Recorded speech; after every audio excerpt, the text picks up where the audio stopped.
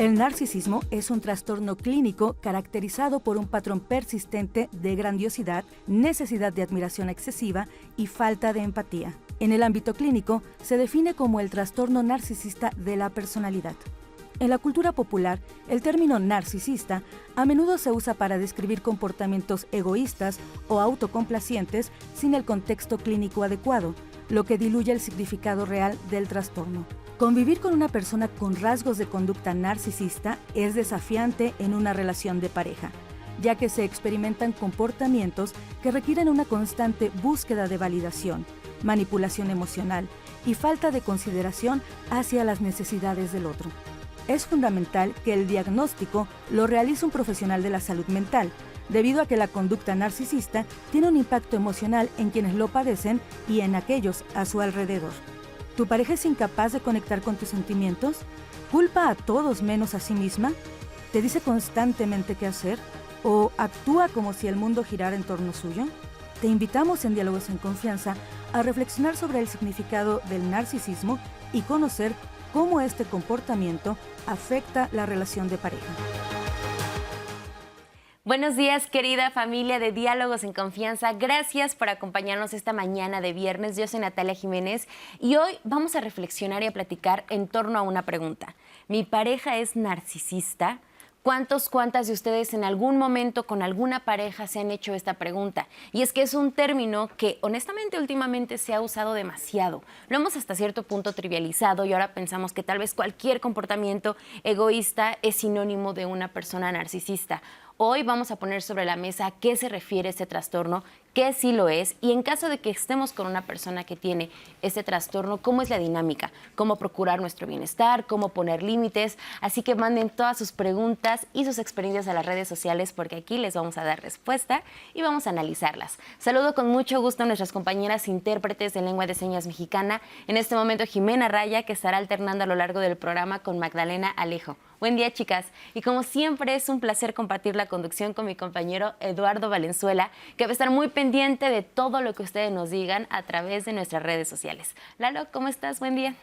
Hola, mi Nat, y hola a todas las personas que están conectadas ya en nuestras redes sociales, en nuestras plataformas digitales. Gracias por estar un viernes más aquí en Diálogos en Confianza con nosotros y nosotras.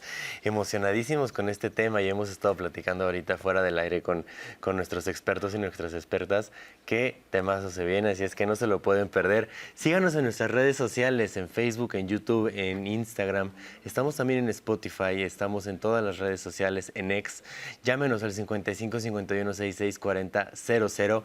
Pónganos todas sus preguntas, todas sus dudas, todas sus experiencias, que a mí son mis favoritas, porque al final eso enriquece nuestra conversación y pues bueno, nos da pie para hablar de muchísimas cosas. Así es que esta conversación la hacen ustedes, pero sobre todo también baje la aplicación de 11 más, donde podrá ver el contenido que el 11 tiene preparado para usted. También Diálogos en Confianza y todas las producciones que el 11 produce, pues bueno, las va a poder tener ahí, así es que no hay pretexto para perderse ni un programa y mucho menos Diálogos en Confianza de los viernes. Así es, Lalo, muchas gracias. Les presentamos a los especialistas que estarán platicando hoy con nosotros. En primer lugar, le damos la bienvenida a Óscar Yáñez Marín. Él es licenciado en Trabajo Social, sexólogo y terapeuta con especialidad en Género y Derechos Humanos. Óscar, qué gusto tenerte con nosotros. ¿Cómo estás? Muy bien, muchas gracias. Es un gusto estar acá, Natalia. También le damos la bienvenida a Diálogos en Confianza a la maestra Imelda Ortega Vera. Ella es licenciada en Derecho y maestra en Derechos Humanos, especialista en Género, académica en la Universidad del Claustro de Sor Juana. Imelda, bienvenida, ¿cómo estás? Muchas gracias, muy contenta por la invitación. Esperamos que este programa sea muy representativo para nuestro público. Gracias. Así es, muchas gracias. Y finalmente, y con el mismo gusto, le damos la bienvenida al Viernes de Pareja a la doctora Diana Elizabeth Vadillo Lubián. Ella es psiquiatra de la Clínica de la Ansiedad y Salud Mental. Doctora Diana, ¿cómo estás? Bien, bienvenida gracias. a Diálogos en Confianza. Muchas gracias. Si les parece bien, para comenzar con la conversación de hoy, vamos a ver el punto de vista de la audiencia. Les preguntamos en las redes sociales, ¿podrías identificar si tu pareja es narcisista? Estas son las respuestas. Al preguntar en nuestras redes sociales, ¿podrías identificar si tu pareja es narcisista? Estos fueron algunos de los comentarios que recibimos. Eunoia Caos. Claro que es muy identificable, aunque cuesta trabajo porque son pasivo-agresivos, pero entre líneas se aprenden sus intenciones. Mercedes Martínez. Tuve una pareja narcisista encubierta. Fue muy difícil salir de esa relación. No lo notaba hasta que mi terapeuta me lo dijo, y aún así tardé un poco más en comprenderlo. Alicia Arida. Nunca cambian y nunca reconocerán sus defectos o culpas. Todo lo reflejan en la culpa de los demás. Dulce Ángeles. Hasta que no lo vives, no te das cuenta. Alma Guaracha. Hasta en la forma de caminar. Roxana Rodríguez Melchor. Solo un especialista de la salud mental puede. David Marmolejo. Por supuesto, tuve una y jamás olvidaré cómo era. Cosas horribles pasaron. Había una suerte de codependencia. Gracias a la terapia salí de allí. Camino andado que no volveré a recorrer.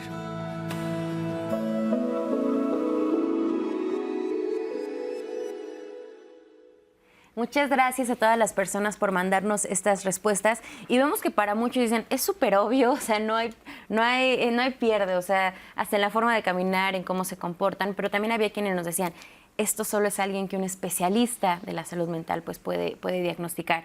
Últimamente escuchamos en las redes sociales y les decía incluso antes de entrar al aire que es muy común incluso encontrarte cuestionarios, encontrarte test donde te dicen, ¿quieres saber si eres narcisista? ¿Quieres saber si sales con alguien narcisista? Como si fuera solamente cuestión de sí, ¿no? De tachar o de palomear para poder diagnosticar a alguien. ¿Qué sí es el trastorno narcisista de la personalidad y qué no lo es? ¿Y por qué hay tanta confusión con este término, Diana?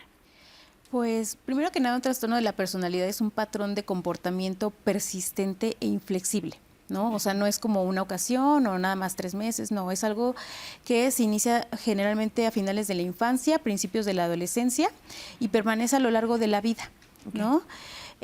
Ahora, del trastorno narcisista, pues hay... Como psiquiatra hay varios ítems, digamos, varios criterios que tiene que cubrir esta persona, pero como les comentaba, es algo permanente, ¿no? Casi siempre es una persona que tiende a tener este sentimiento de superioridad, de grandiosidad, y que no va a proporcionar a sus verdaderos logros, ¿no? Una falta de empatía, vive como fantasías de éxito, de amor ilimitado, etcétera. No está muy pendiente de manera genuina de los sentimientos de su pareja. Puede llegar, ya estos son como un poquito más fáciles de identificar, a tener comportamientos arrogantes, tiene a veces comportamientos de irritabilidad si no se le reconoce como él cree que merece o si no se le da el trato que él cree merecer, ¿no? Que casi siempre es como devaluar a los demás, ¿no? Y ensalzarse él mismo. Ok.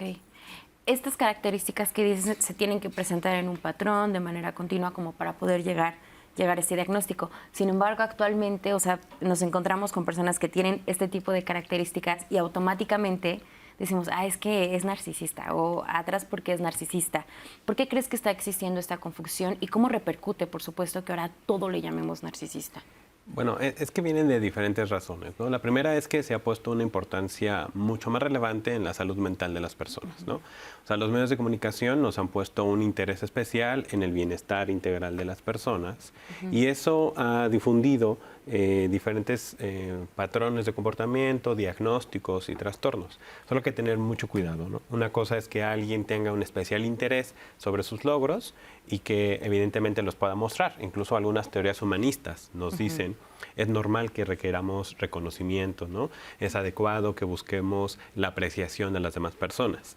Pero de eso a que entonces se ausente la empatía, implicaría entonces la falta de reconocimiento del otro, una exaltación, ¿no? de lo que yo logro, incluso irte a las fantasías, ¿no? Y esto a veces sucede en la difusión de este tipo de test o este tipo de información, que digamos, se trata de hacerlo lo más cotidiano posible, pero se traduce finalmente en una patologización o un diagnóstico que hacen muchas personas, pero que no está basado en evidencia científica. Además de eso, bueno, sí tiene que ver que las dinámicas de pareja en la actualidad no solamente están en el plano de lo presencial o de lo físico, ¿no? Sino también en las redes sociales. Y las redes sociales finalmente también son una imagen no forzosamente apegada a la realidad de lo que está viviendo la persona.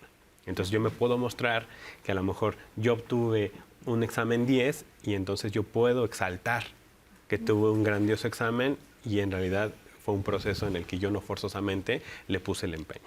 Entonces puede haber diferentes patrones o diferentes situaciones que, digamos, vayan desvirtuando la palabra, pero finalmente sí hay ciertos comportamientos que nos pueden atender directamente a un especialista. Y en este sentido, con el auge de las redes sociales, ¿crees que esta dinámica e incluso el contexto social en el que vivimos sí propicia un poco estos comportamientos narcisistas? Sí, claro, desde mi punto de vista creo que esto de los factores sociales influyen bastante mucho en el comportamiento, obviamente, de los individuos y mucho más en el tema de pareja. El hecho de seguir pensando cuál es el constructo de éxito, ¿no? O sea, todo el mundo tiene focalizado qué es el éxito y el alcanzarlo inclusive resulta inalcanzable para muchas personas, ¿no? Entonces, muchas de estas parejas que se encuentran en conflicto, por ejemplo, en sesiones de mediación, tiene que ver junto con una pantalla en la cual tratan de mostrar de manera simulada para poder cumplir una expectativa para la cual pues no se presenta, ¿no? Pero el tema es literalmente cuando solamente se basa la relación de pareja en una persona, es decir, la falta de equilibrio existente de reconocimiento, como por acá decían, en donde una relación tiene que ir de ida y vuelta, es decir, una relación no puede ser unilateral. Entonces me parece que cuando se presenta esta desproporcionalidad es cuando deberíamos de poner los focos rojos de atención, porque entonces estamos llenando la vasija de alguien más, pero ¿quién nos procura? ¿Quién nos cuida y quién nos ayuda a avanzar? Creo que va desde ahí. Y en términos incluso pensándolo desde el género, o sea, ¿cómo afecta tal vez vivir con alguien que tiene estos rasgos, ¿no? de superioridad, de grandiosidad, de que quieran que todo sea como unilateral? ¿Cómo afecta la dinámica de poder y el equilibrio, ¿no? O sea, creo que puede dar paso a dinámicas de violencia, ¿no? Por supuesto. De hecho, gran parte de las parejas que inician con este tema de manipulación o estos síntomas prácticamente de control tienen que ver con estos factores, ¿no? El problema también resulta cuando también la persona que tiene este síndrome narcisista ocupa esa manipulación para decirle, bueno, es que entonces no te importo y como consecuencia de ello, entonces no me quieres, ¿no? Y empieza una manipulación de ida y vuelta en donde la esfera, por donde la veamos, sigue siendo el centro de atención y no me permite poder visualizar que también tengo otras esferas como mi familia, mi actividad profesional, mi actividad escolar, entre otros puntos, ¿no? Okay. Entonces creo que va muy social. Así es. Vamos a ver qué es lo que nos está diciendo el público en redes, Lalo. Claro que sí, ahora sí empezamos muy temprano con los comentarios. Ofelia nos dice, ¿se hace narcisista o se educa para hacerlo? Okay. Esa es una muy buena pregunta, muchas gracias. Araceli nos da un testimonio, nos dice, en mi experiencia tuve una pareja así y qué tarde lo identifiqué, pero sí, no reconocen sus defectos y aparte se hacen las víctimas. Gracias a ustedes con sus charlas para identificarlo y a estar en terapia me ayudó mucho para alejarme de él, pero me costó mucho por la codependencia a la que estaba atada. Una persona narcisista puede desarrollar codependencia con su pareja, eso está interesante también, ¿no? O más bien la pareja desarrolla la codependencia, ¿no? Beto nos dice, buen día, hablan mucho del comportamiento del narcisista actualmente, pero no escucho nunca si hay solución para dejar de ser narcisista. Gamaliel nos dice, ¿y qué es lo contrario de ser narcisista? ¿Existe un contrario? Está interesante, muchas gracias. Elsa Flores nos dice, se sienten que todo lo merecen y que todo lo que dicen no es cuestionable. Toda la culpa la tiene la pareja. Ellos se creen perfectos y no tienen sentimientos ni empatía. Pati nos dice, aunque tú le comuniques lo que a ti no te gusta, ellos jamás te van a comprender y van a decir que eres una exagerada y que siempre lo molestas, minimizan tus sentimientos. Muchas gracias por todos sus comentarios, bastante buenos. Empezamos temprano, les dije. Sí, y justo lo que dicen, ¿no? O sea, la persona que vive con ese trastorno difícilmente lo va a aceptar. Y eso me lleva, o sea, para empezar a partir con este programa, es las personas que son narcisistas, ¿son conscientes de eso? Porque justo fuera del aire te decía que estaba, como mientras preparaba el programa, leía que decían que cuando una persona narcisista acude con un profesional de la salud, no necesariamente es por esa preocupación de decir, puede que sea narcisista y necesito acompañamiento, sino más bien como por lo que viene después del narcisismo, ¿no? Tal vez ansiedad, depresión, pero no per se por una preocupación de vivir con el trastorno, ¿no? Casi siempre los pacientes que tienen cualquier trastorno de la personalidad, incluyendo el narcisista, no llegan a decirte a tu consulta, hola, vengo porque soy narcisista. No, casi siempre llegan por mucha ansiedad, por depresión, por problemas en el trabajo, por problemas en la pareja. Pero sí uno tiene que ir leyendo entre líneas de su historia de vida, su discurso, cómo se comporta, incluso con uno como psiquiatra, ¿no? Viendo esos rasgos. Y claro, si cumplen tiempos, si cumplen una disfunción en su vida, pues podemos hacer el diagnóstico, pero sí es raro que lleguen diciéndonos que son narcisistas. Se necesitaría muchísima introspección que casi siempre solo la terapia la da. Claro, y pensando en el terreno de la pareja, cuando conocemos a alguien, cuando empezamos a salir, probablemente estos primeros meses de la relación, ¿podríamos detectar tal vez cuando estamos saliendo con una persona narcisista? ¿Cuáles serían tal vez esas señales con las que podemos tal vez darnos cuenta que estamos manteniendo este vínculo? Claro, hay que tener mucha cuidado, ¿no?, con lo que vamos a compartir acá, porque no es que todas las personas que tengan estos rasgos de personalidad sean o estén diagnosticadas con un trastorno de personalidad narcisista. Pero sí hay algunas cuestiones que nos pueden llamar la atención, ¿no? Por ejemplo, son personas que generalmente al inicio, digamos, se comunican mucho, pueden ensalzar a la otra persona, digamos, te van envolviendo, ¿no? Es una manera en la que van conquistando los tiempos, los espacios, la atención de la otra persona. Esto es con el objetivo de tener totalmente su atención, ¿no? O sea, yo voy entonces, digamos, teniendo como todo el panorama, todo el campo, para que a la persona con la que estoy saliendo me vaya prestando toda la atención a lo que yo hago. Entonces le puedo adular, le puedo hacer ciertos comentarios, le puedo participar de mi vida, y eso va a ser una forma de interacción entre las dos personas. La otra entonces va a empezar a hablar un poco más sobre esa persona, ¿no?, sobre la persona que tiene este trastorno. Es decir, o sea, va a empezar a hablar de sus logros, a exagerar algunas de las cosas que tiene, por ejemplo. O sea, puede incluso, como sea, fantasear, ¿no? O sea, incluso si a lo mejor la pareja le dice, fíjate que tengo planeado un viaje para Guatemala. Ah, sí, bueno, en Guatemala sí ve esto y esto, pero fíjate que yo también fui a Panamá y entonces también fui a Ecuador, y empiezan incluso a exagerar algunas cuestiones que no son forzosamente reales. Y otra también tiene que ver con el discurso. O sea, es cierto, o sea, cuando empiezan discusiones o cuando empiezan diferencias, generalmente hago que tú tengas la culpa o te hago creer que tú tienes la culpa. Un sentido muy importante de lo que nos compartían en las redes es esta sensación de quien es la pareja, ¿no?, de la persona narcisista, esta sensación de que se les invalida. Entonces, una estrategia que creo que ya han platicado en nuestro programa es esto del gaslighting, ¿no? O sea, esto de hacerte creer que lo que vives no es real. Sí. ¿no? Entonces, tú me puedes comentar todo lo que pasa, tú me puedes comentar incluso experiencias vividas, y yo te hago creer que eso que me estás contando no pasó. Y a veces vienen con comentarios o situaciones específicas como eres una exagerada, eres un exagerado, eso que dices no pasó, no me acuerdo que haya pasado así, o incluso frases como, ay, ya vas a empezar.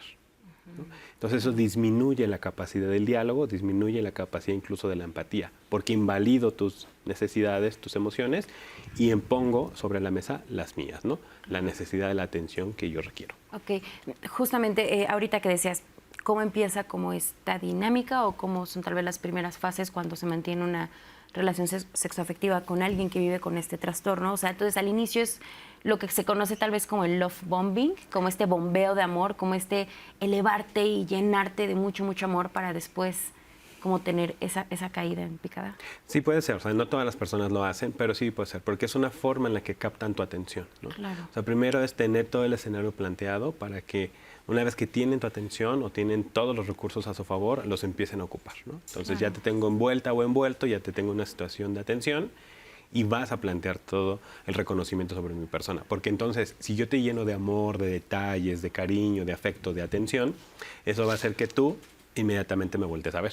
Claro. ¿no? Y entonces ahora te sientas agradecido, te sientas pendiente o con algo que me tienes que regresar. O sea, que ya estés como vinculado, ¿no? O sea, que ya haya este vínculo emocional. Y después de, o sea, lo que me pongo a pensar cuando se tiene una relación tal vez con una persona que vive con este trastorno y no se tiene probablemente un acompañamiento o la conciencia de que existe este trastorno, pues puede llevar probablemente a dinámicas pues muy violentas, ¿no? O sea, ya lo esbozabas, o sea, en un primer momento existe esta manipulación que puede llevar a la persona incluso a dudar de la realidad, ¿no? O sea, dudar de lo que piensa, dudar de lo que siente, y que creo que en el ámbito pues tal vez has visto muchas dinámicas de este tipo. Vamos a ir a una pausa y regresando vamos a seguir platicando. Hoy nuestro tema en Diálogos en Confianza, mi pareja es narcisista. No se vayan, estamos en vivo en el 11 y entrar a las redes sociales. Volvemos.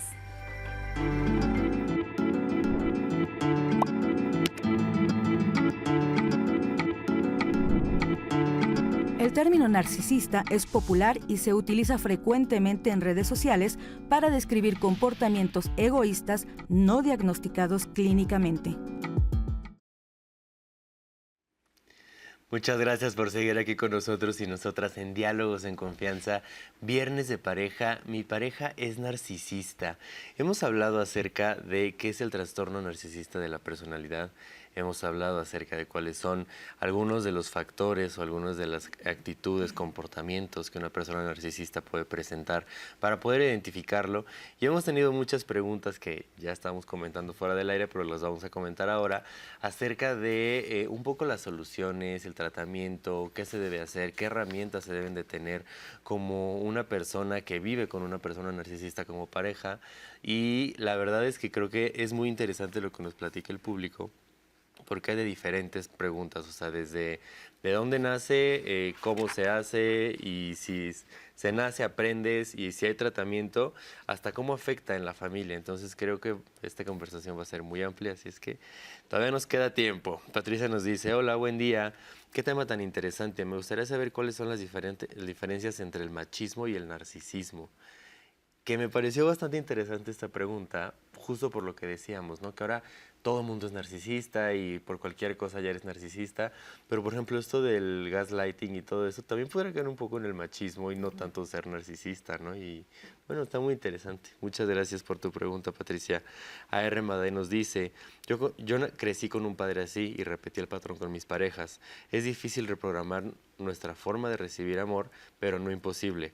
Lo más difícil para mí ha sido darme cuenta de mi valor y que puedo hacer las cosas solas sin depender de otros, porque un narcisista siempre te va a decir que sin ellos no eres nadie o nunca vas a encontrar a alguien mejor, pero es mentira. Muchas gracias. También Patti nos dice, ¿se puede diagnosticar a un niño de 12, 13 años con ese trastorno y qué puede dispararlo? Yo creo que se refiere mucho en la crianza, ¿no? Pam nos dice, el narcisismo nace a partir de muchos factores o una creencia sobreprotectora. El narcisista es un niño roto. ¿Qué es un niño roto, Pam? Cuéntanos. Está interesante ese término.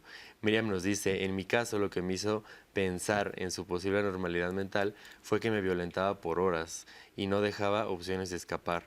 Cuando lograba hacerme enfurecer y perder el control, ya sea llorando o igual gritando o manoteando, él me observaba tranquilo, con mucha atención, parecía satisfecho, como si su meta fuera llevarme al extremo para alimentarse de esta situación. Qué interesante, Miriam, muchas gracias.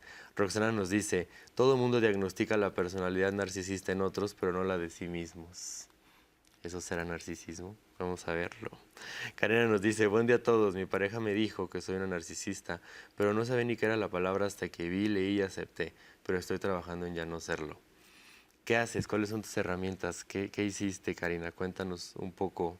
AR nos dice, los narcisistas muchas veces se acercan como si fueran caballeros, te consienten, te complacen, te envuelven hasta que te vuelven dependientes y te empiezan a reprochar de todo, te violentan y quieren que hagas su voluntad. Mucho ojo. Y no sé si ustedes sienten lo mismo que yo, pero hay una tendencia a culpar más a hombres narcisistas que mujeres narcisistas. Creo que en los comentarios yo percibo eso. Vamos a ver si es un tema de género, pues te puedo abordar desde el tema de género. Y por último, Eri nos dice, ¿qué especialista o tipo de terapia es conveniente para la esposa e hijos de una persona que vivió con un narcisista, ¿no? Con el esposo narcisista, que también creo que hacia los últimos bloques lo estaremos viendo. Muchas gracias por sus comentarios. Llámenos al 55 51 66 4000. Y ahorita, ¿qué les parece si vamos a ver la entrevista que le hicimos a Montserrat Jiménez? Ella es psiquiatra y es psicoterapeuta y nos habla acerca del trastorno narcisista de la personalidad y cuáles son los factores que lo pueden detonar. Vamos a verlo y lo comentamos.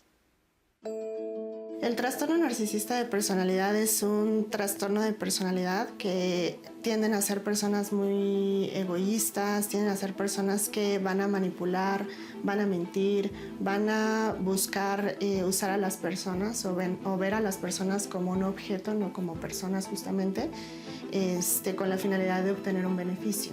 Y estas personas, pues con esta finalidad de llegar a obtener lo que quieren, pues pueden ser poco empáticas. También tienen una característica que se llama falso self, una pantalla, digámoslo así, que muestran a las demás personas y a la sociedad para encubrir ciertas inseguridades o ciertas vulnerabilidades. Los rasgos de personalidad son características que todas las personas tenemos. La diferencia con un trastorno es que un trastorno es un patrón de comportamiento que se va llevando a lo largo del tiempo y que tiene que ver con una experiencia interna y externa y que al final acaba haciendo que haya una disfunción hacia la sociedad. Un trastorno de personalidad narcisista es un diagnóstico psiquiátrico. ¿Eso qué quiere decir? Que una persona, un psiquiatra o un neuropsicólogo o neuropsicóloga tienen que hacer ciertos test, cuestionarios, ciertas pruebas para decir esto es un trastorno de personalidad. Una persona egoísta pues puede ser justamente solo un rasgo de personalidad, ¿no? O sea, no necesariamente tiene que ser el trastorno, ¿no? El trastorno tiene otras características. En redes sociales vemos mucho que se habla del narcisismo y creo que sí es muy importante poder diferenciar o entender que el narcisismo que se habla en redes sociales no es un diagnóstico psiquiátrico, sino es son conductas que mencionan que en realidad pueden estar enmascarando violencia o pueden estar tratando de ponerle este eufemismo a la violencia o a las conductas agresivas, ponerle este eufemismo de narcisismo. Muchas gracias por esta información que justo nos ayuda a redondear lo que mencionábamos ya en el bloque pasado. La importancia de diferenciar entre lo que sí es un trastorno narcisista de la personalidad y lo que son rasgos, ¿no? Que incluso lo decíamos fuera del aire. Que esta necesidad de reconocimiento, incluso actitudes de repente que puedan ser egoístas, pues es parte pues también de nosotros, o sea, no es algo exclusivamente de personas que sean narcisistas y que desde mi punto de vista creo que es donde de repente existe la confusión, ¿no? O actualmente de donde viene el ya ponerle la etiqueta de narcisista a todo. Sin embargo, justo les decía, ¿cuál sería este límite? O sea, estando con una persona donde empiezo a detectar estos rasgos, ¿cuál es el momento en el que debería plantearme si quiero continuar ahí, si hago algo al respecto, si pongo límites o si ya incluso está afectando mi bienestar? Sí, claro. Justo acabas de adelantar un poquito la respuesta y tiene que ver justo cuando se afecta a la esfera de bienestar. Entonces, cuando ya creo que esta relación está limitando la posibilidad de poder desenvolverme en mis otras esferas. Ese sería como el primer factor. Y algo que quisiera también abonar un poquito, que fue como muy constante en redes sociales, en el aspecto de por qué el narcisismo se relaciona mucho con el sexo masculino y no tanto con el femenino, porque también hay mujeres que también pueden desarrollar este trastorno. Creo yo el factor preponderante es justo, tiene que ver con una cuestión de género, es decir, tiene que ver con que hay patrones, tradiciones, hay justo un contexto social en donde la violencia hacia la mujer ha sido históricamente un elemento de manipulación y lascivo pues para la sociedad. Pues claro que para una persona que desarrolla estos trastornos va a ser mucho más sencillo tener un elemento en el cual pues la mujer sea la víctima. Entonces, a nivel social, justo las personas que desarrollan mucho este trastorno suelen ser personas que tienen un rango o que tienen un poder desproporcionado respecto a las otras, ¿no? O sea, no solamente tiene que ver en la pareja, sino relaciones de trabajo, relaciones inclusive familiares con el padre de familia, ¿no? O aquella persona que representa un tema de autoridad, puede ser que sea, que puede ser un factor que digamos que genere estas conductas narcisistas, pero no puede ser el detonante. Es decir, hay otros multifactores. Un narcisista no es que nazca siendo narcisista, también tiene que ver un contexto social, tiene que ver una crianza familiar, tiene que ver cómo se reconoce en la sociedad tanto a las mujeres como hombres, a las infancias, a las personas diferenciadas, etcétera, ¿no? Creo que eso hay que muy bien puntualizarlo, porque no todo es narcisismo y sí tiene que ver con la generalización de violencia respecto a estos sectores de población considerados históricamente vulnerables, ¿no? Entonces creo que también eso puede ser un elemento primordial. Andemos justo en este último punto que pones sobre la mesa, Imelda, que es igual una de las cuestiones que nos mandan a través de las redes sociales, o sea, entender si este es un trastorno con el que se nace o nos decían o se hace, y esta parte de si existe una cura, por ejemplo. Pues Como decía Imelda, es multifactorial. Hay personas que ya tienen un temperamento heredado, pues sí, de tipo narcisista.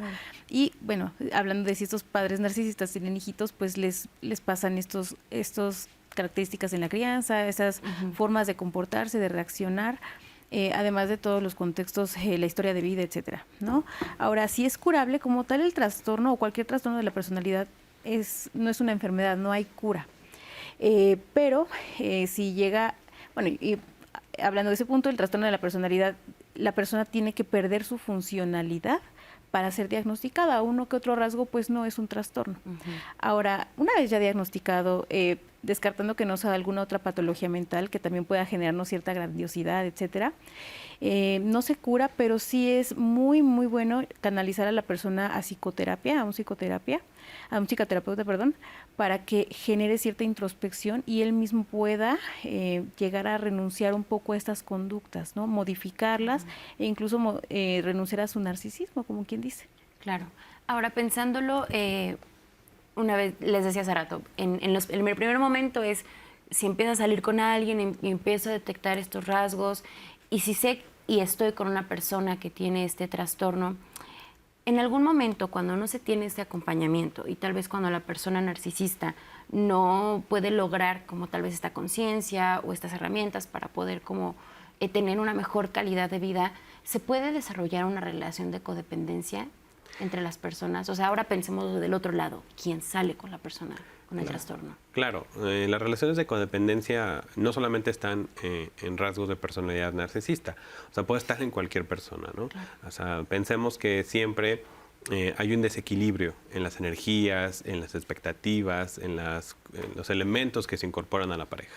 Entonces, sí se puede desarrollar una relación de codependencia, porque la persona con estos rasgos de personalidad narcisista puede implantar, ¿no?, a través de los discursos, de las acciones, de las mismas emociones, esta necesidad de que la otra persona le esté mirando, ¿no?, le esté observando, le esté cuidando, le esté, digamos, reconociendo constantemente.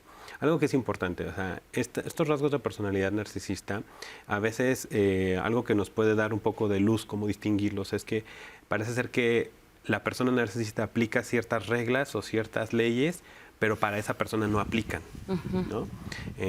O bien lo que decíamos, la falta de empatía, o también lo que tiene que ver con la necesidad de un reconocimiento constante. Y eso se traduce al final en que las personas pues siempre van a atraer tu atención, claro, para que tú seas la persona que le estés otorgando, le estés recibiendo, le estés solucionando incluso sus problemas. Además de que finalmente pues empiezan a establecer una serie de manipulaciones en todo el entorno de la persona. Es decir, no solamente es con la relación de pareja, sino puede ser con sus familiares, puede ser en sus relaciones de trabajo, puede ser en sus relaciones de amistad, lo que hace que entonces constantemente estés volteándome a ver. Si finalmente es algo común ver, o sea, es cierto, ¿no?, los diagnósticos del trastorno de personalidad narcisista se tienen que hacer por un especialista en psiquiatría o neuropsicología. Pero es importante que también en las formaciones que tenemos como psicólogas, psicólogos, psicoterapeutas, tengamos este enfoque diferenciado, ¿no?, este enfoque interseccional, que tengamos prácticas en diferentes universidades, Universidad West Hill, la UNAM, tienen clínicas, y esto hace que nos vayamos preparando, ¿no?, para cómo atender. Porque no solamente lo que hablaban del machismo, no solamente es la cuestión del trastorno de la personalidad narcisista, sino se pueden sumar otras características a la personalidad de las personas, y esto finalmente se traduce en que no sea tan fácil solamente ver una situación que le aqueja a una persona en particular. Así es. Vamos a ver un testimonio anónimo que nos cuenta su historia y bueno, a partir de eso reflexionamos. Tengo 2 hijos y actualmente no estoy en una relación de pareja y estoy en un proceso de divorcio. Durante el noviazgo yo nunca tuve o me di cuenta de que hubiera algún rasgo de este trastorno, porque pues siempre había acuerdos y siempre había plática y con toda la intención de que pues la relación funcionara, ¿no? Yo me doy cuenta de que estoy con una persona narcisista porque llegó un momento en el que pues ya nada era suficiente para ella. Cuando yo cierro la llave de estar dando aporte de dinero a la casa, de estar comprando cosas, llegó un momento en el que cualquier cosa que yo le dijera que no, ella se enojaba. Entonces cuando ella se enojaba y contestaba, ya no lo hacía con la intención de tratar de resolver alguna inquietud, sino que hería y lastimaba. Llegó un momento en que necesitaba tener el conflicto presente para poder estar bien y no la podías detener. O sea, te contestaba y te decía hasta que te hería y con toda la intención de lastimarte. Afectó mi relación de la manera en que yo me acostumbré a que ella tuviera el control sobre mí. Bueno, cuando nos separamos, para mí fue muy doloroso. Pierdes la noción de qué está bien y qué está mal. Y sientes que necesitas de la otra persona para poder avanzar, para poder seguir con tus proyectos, para poder seguir con tu familia. Ellos lo único que tienen es la necesidad de sentirse validados y aprobados por los demás. ¿Por qué me sentí atraído a esa persona? Yo creo que uno al final del día idealiza a las personas con las que vamos a formar una familia. Los narcisistas copian la forma en cómo tú te quieres, cómo tú te amas, cómo tú te cuidas. El narcisista desde ese momento empieza a crear ese lazo invisible, te manipula y tú crees que estás con la persona ideal, pero no es cierto. O sea, no es cierto porque estás viendo cómo tú te quieres y cómo tú te amas en el reflejo de esa persona, pero porque ella lo está haciendo con toda la intención de manipularte. Las personas narcisistas no tienen esa capacidad de hacerse responsables de sus actos. Entonces, pues yo decido que ya no es justo ni para mí ni para mis hijos y decido romper esta relación con esta persona. Muchas gracias por compartirnos este testimonio y me llaman la atención pues muchas de las frases que él emplea, ¿no? ¿Cuáles son las implicaciones que él vio en su bienestar? Hasta un grado de decir, perdí la noción de lo que estaba bien o lo que estaba mal. ¿Qué opinas de lo que acabamos de ver, Jimena? Híjole, pues prácticamente es el reflejo de una relación en la cual está totalmente desproporcionada. Es decir, estas relaciones sociales en donde debe de haber un equilibrio de no solamente, es decir, la naturaleza de las relaciones tiene que ser el bienestar mutuo. Entonces, cuando esa relación mutua se fractura y literalmente no solamente afecta a mi esfera personal, sino también la esfera de quienes me importan, en este caso mencionó y fue muy enfático la persona que nos auxilió con el testimonio de mis hijos, ¿no? O sea, por acá Diana nos auxiliaba con el tema de que es muy fácil que cuando una persona es narcisista y está en el sector familiar, por supuesto que los infantes o nuestras infancias van a absorber justo estos patrones y estos modelos de conducta que por supuesto van a replicar en sus demás esferas sociales y que eso conlleva pues a que pues después sea difícil inclusive para ellos tratar de relacionarse o tener justo estos lazos relacionales sanos, equilibrados, es decir, que exista esta reciprocidad que pues con una persona que conlleva un trastorno no existen. Claro. ¿Qué opinas de lo que vimos? Sí, totalmente. O sea, son relaciones que se van formando a través del reconocimiento o de la forma en la que se recarga hacia un lado la pareja. Es cierto, en el testimonio nos decía, ¿no? Esta cuestión de constantemente hacerme sentir culpable, de constantemente hacerme sentir que lo que a mí me pasa no tiene mucha relevancia. Y creo que esto es muy importante. Las personas con este trastorno o con estos rasgos de personalidad también, generalmente no aceptan un no. O se irritan frente a un no, o sea, lo que sea de las reglas, ¿no? O sea, cuando tú le dices no, les niegas algo, no hay un reconocimiento a estas personas, pueden irritarse, pueden optar incluso por conductas violentas, ¿no? Y entonces la violencia no solamente es esto que reaccionamos de manera física, ¿no? Y que lastimamos de manera corporal, también es esta forma de manipulación. Yo creo que un tema central aquí muy importante es el tema del control y del poder, ¿no? Sí. El cómo a través de las conductas, de las emociones, de las relaciones de la persona, voy controlando los escenarios para que yo sea la única persona que te interese, la única persona a la que tú le des la atención. Y esto finalmente se traduce en una relación de codependencia, pero también en las secuelas que le deja o que le puede dejar a la pareja de la persona con este trastorno. Ahora, es importante. No significa que una persona con un trastorno de personalidad narcisista no pueda tener una vida cotidiana digamos, de lo más común como cualquier otra persona. O una relación de pareja sana. O una relación de pareja, así es. Pero sí es importante, una, el diagnóstico que ya decíamos, dos, un acompañamiento psicoterapéutico y tres, un reconocimiento constante, ¿no? Que también lo vamos a requerir todas las personas. Algo que quería compartir hace rato socialmente a veces tenemos priorizado la idea de ser humildes, ¿no? De siempre ser humilde, no reconozcas tus logros, sé más sencillo. Sí, es cierto, o sea, el chiste no es caer, ¿no? En ser egoísta, en ser engreído, en ser soberbio, pero no se trata tampoco de no tener reconocimiento sobre lo que hacemos, ¿no? De no tener una exaltación a lo mejor sobre algunos logros que hemos reconocido y sobre que hemos tenido. Y eso finalmente también es un rasgo de personalidad que es importante tenerlo. Que yo me sienta orgulloso, orgullosa de lo que he logrado, es importante, incluso es sano, ¿no?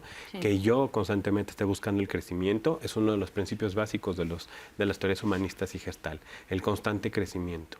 Pero entonces, ¿cómo lo diferenciamos? Pues es que yo no tengo que pasar por encima de las otras personas, de los sentimientos de la otra persona, para lograr ese reconocimiento o ese orgullo de mis acciones. Entonces, cuando no existe, o más bien, cuando alguien que vive con este trastorno y no lo tiene identificado o no tiene el acompañamiento, digamos que es casi inevitable que las relaciones de pareja que establezca, al haber pues una necesidad de control y de tener el poder, pues que caigan en dinámicas violentas. Pues efectivamente ellos buscan como mucho ese reconocimiento. Entonces muchas veces se tienden a relacionar con personas que tienden a adularlos y que a veces se nulifican ellas mismas. O mismos también, porque puede ser tanto hombres como mujeres narcisistas, ¿no? Entonces, si ven que su pareja no le está poniendo un límite, pues ellos van a continuar con la relación, ¿no? Obviamente, si se relacionan con alguien con una autoestima un poco más sano, etcétera, que les pone un límite, pues incluso el narcisista dejaría esta relación. Claro. Y pensando justamente en el otro lado, en personas que se quedan en este tipo de relaciones donde hay dinámicas, pues que atentan contra su bienestar, pues hay secuelas, ¿no? O sea, yo creo que hay una percepción pues ya no muy buena de la autoestima, del autoconcepto. O sea, sí. Entre más tiempo pasa, algo cambia, ¿no? Sí, claro. Una de las características de la violencia tiene que ver justo con romper todos estos enlaces de apoyo que podemos tener, ¿no? La familia, los amigos, etcétera. Entonces, efectivamente, este trastorno narcisista lo que busca es ser el centro de atención. Entonces, si yo soy el centro de atención, pues ya no tu familia pasa al tercer, cuarto plano, tus relaciones familiares quedan a corto plazo. Una vez que la persona queda en total estado de indefensión, en donde pues solamente la persona que ha manipulado durante tanto tiempo es aquella de la cual la puede salvar, pues bueno, es cuando las personas se sienten en un estado súper vulnerable y ya no tienen esa red de apoyo, en donde creen que realmente dependen o que inclusive se pueden generar trastornos de indefensión aprendida, ¿no? Esta parte en donde yo ya no tengo otra opción más que quedarme aquí porque es lo único que tengo. Le di la espalda a mi familia, le di la espalda a mis amigos, le di la espalda a mis hijos, inclusive en muchas parejas cuando buscan a otras y dejan a los hijos, ¿no? O los desatienden en alguna esfera. Entonces eso genera culpabilidad. Y entonces una de las características de nuestras víctimas hoy por hoy es que la culpabilidad impide que las personas, por vergüenza y por otros factores, pidan ayuda. Entonces, la recomendación sería que en caso de que ya hayan detectado justo esta parte, volver a recuperar esas redes de apoyo, tanto sociales, familiares, buscar apoyo terapéutico, buscar apoyo psiquiátrico, para poder, en todo caso, volver a empoderarnos y poder tomar acciones que sean firmes. Y no tanteemos en tomar una decisión y después nos desistamos porque no estamos preparados ni mentalmente ni físicamente. Sí hay que tener justo esta preparación. Así es. Vamos a ver alguna de las comentarios y experiencias que nos han compartido en redes, Lalo. Claro que sí. Por ejemplo, Eri nos dice, ¿a qué grado emocional y mental puede llegar a afectar a una pareja narcisista y cómo afecta a los hijos? Que es justo lo que platicábamos, ¿no?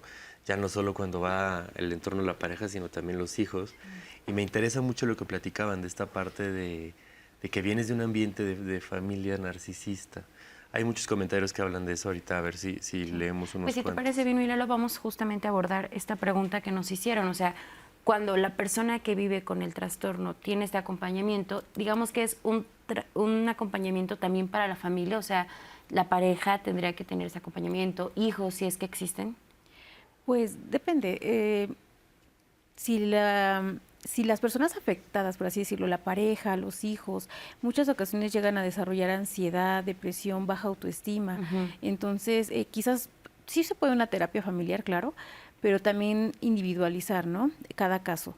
Si tiene algún trastorno mental, pues tratarlo. Si se necesita, que en la mayoría de las cosas lo es, terapia individual, se envía a terapia individual, ¿no? Para que pueda mejorar la relación con la persona narcisista. Pero definitivamente quien sí necesita la terapia es la persona con este trastorno. Ok, gracias. Claro que sí, seguimos. Pam nos dice, hay una gran diferencia entre tener conductas narcisistas y tener un trastorno narcisista de la personalidad. Lo mejor es acudir con un psicólogo especialista en este trastorno. Milleva nos dice, la ley cómo diagnostica y trata a las personas que tienen este trastorno en México, porque son manipuladores y agresores, y en mi caso me generó una violencia muy grande, y el pago y peritaje donde salieron sus rasgos. Él pagó el peritaje donde salieron sus rasgos, pero la justicia no lo nota y no lo reconoce, y así te hacen mediar con ellos la convivencia de los hijos, y lamentablemente muchas mujeres y hombres vivimos violencia por narcisistas. ¿Y qué pasa con los psicópatas? Esto es interesante. ¿Habrá alguna implicación legal del daño que puede causar una pareja narcisista? Eso está muy interesante. Mira, nos quedan 20 segundos y me parece que esta pregunta merece muchos más segundos. Vamos a dejarla sobre la mesa, lo vamos a plantear y regresando vamos a seguir platicando. Hoy nuestro tema en Viernes de Pareja, ¿estoy con alguien narcisista? No se vayan, estamos en vivo en redes sociales y también a través de la señal del 11. Volvemos.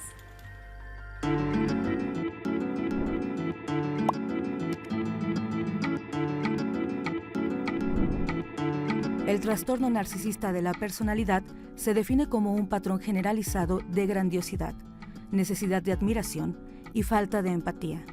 Comienza en la adultez temprana y se presenta en diversos contextos, ya sea de forma fantasiosa o en conductas determinadas. Guía de Estados Unidos para el diagnóstico clínico de trastornos mentales. Muchas gracias por seguir aquí con nosotras y nosotros en Diálogos en Confianza. Viernes de pareja, mi pareja es narcisista. Hemos hablado acerca de todos los factores que conlleva ser una persona narcisista, todas las afectaciones que puede tener a nivel pareja, pero también a nivel familiar. Hemos hablado acerca de casos aislados, de donde la afectación es mayor. Hemos hablado acerca de si se puede o no abordar desde el tema de género, si solo los hombres son narcisistas o también las mujeres son narcisistas. Creo que este tema nos da para hablar muchísimo. Pero nos quedamos con una pregunta en el tintero y antes de seguir con más preguntas me gustaría darle respuesta a esta porque es como muy concisa. ¿Hay una implicación legal para las afectaciones que tiene una pareja que tiene una persona narcisista hacia la otra? Sí, recordemos que nuestro sistema jurídico lo que busca es respaldar los bienes jurídicos tutelados de los individuos, ¿no? Y por supuesto dentro de esos bienes jurídicos tutelados está la integridad mental, la salud mental. Entonces, hasta que no se afecta esa esfera es cuando podemos tocar las puertas de la autoridad o en este caso del Estado para decir que se está mermando mi derecho y que ya, o sea, que busque la limitación o el auxilio y la protección y solicitar órdenes de restricción inclusive para que la persona no tenga contacto conmigo, podría ser una opción, o en su caso, que la persona también como parte del tratamiento o parte de esa funcionabilidad que debe de tener, no solamente de darle una sanción a la persona que agrede un bien jurídico, sino también de cómo evitar que esto vuelva a suceder. Pues bueno, una política pública ha sido justo esa, no solamente ya reparaste el daño pagando las constantes terapias de la víctima, sino también tú tienes que acudir a terapia. Yo en Estado me tengo que encargar de que no vuelvas a generar violencia y que no vuelvas a compartir esos patrones de conducta que pueden afectar de manera lasciva. El problema es la funcionabilidad, es decir, si estas políticas públicas son evaluadas de manera correcta y están siendo efectivas, pero la idea es esa en general, es decir, en una sociedad el Estado tiene la obligación de garantizar efectivamente que ninguna esfera sea rota por ningún tercero y mi salud mental es una esfera jurídica. Y que justo te preguntaba a raíz de esta cuestión que surgió en redes sociales y en la práctica, ¿qué tan común es, por ejemplo, que llegan casos de violencia intrafamiliar, violencia doméstica, donde ya hasta que está, pues digamos, en medio la parte jurídica, que se dan cuenta que la persona es violenta, sí, pero que además existe un trastorno? O sea, ¿cuántas personas que no saben que viven con el trastorno narcisista y que hasta que llegan a lo legal es que se dan cuenta, ¿no? Sí, yo creo que el 100% de los asuntos que tienen que ver con violencia, la mayoría de las personas o las víctimas desconocen que viven con una persona que tiene un trastorno. Y también tiene que ver justo con lo que platicábamos hace un minuto, con estas relaciones sociales de, bueno, es que yo tengo que soportar todo a mi hijo que es narcisista porque pues es la figura materna que tenemos, ¿no? Y seguimos fomentando y seguimos abonando estos patrones en donde yo sigo el centro de atención y cuando este individuo crezca y esté en un núcleo familiar diferente va a querer la misma atención de la pareja respecto a él. Entonces todo tiene que ir enlazado en políticas públicas transversales y entonces cuando de repente están en una situación jurídica y se dan cuenta que de manera legal lo que están viviendo no es normal, es cuando empiezan a aperturar y empiezan a atenderse y literalmente preguntarse que pues no es una vida real estar viviendo de esa manera, aunque se haya naturalizado en muchas ocasiones. Claro. Sí, es muy común. O sea, en los años que las mujeres que vivían violencia me dejaban acompañarles, ¿no? En diferentes espacios de protección y de atención, era común que muchas mujeres requirieran o solicitaran el apoyo, la atención psicológica, jurídica o social. No siempre cuando ellas veían una afectación en sí mismas, sino cuando empezaban a ver la afectación en sus hijas o en sus hijos. Era cuando algo les parecía que era importante que tenían que atender. Ahora, es cierto, no es tan fácil y creo que eso es un estigma que a veces se tiene sobre las personas que viven violencia o que están en relaciones de codependencia. ¿Por qué no sales de ahí? ¿Por qué aguantas tanto tiempo? ¿Qué ha hecho que te esperes tanto, no? Y es que, bueno, algo que se nos ha dicho es que amor y violencia no pueden convivir. Y es algo que hemos visto en muchas relaciones de pareja, ¿no? Puede haber amor y también puede haber formas muy sutiles de violencia. O sea, pueden convivir, no deberían, no es el estado ideal. Se supone que si alguien te quiere no debería de lastimarte, pero sí puede llegar a pasar que alguien te lastime.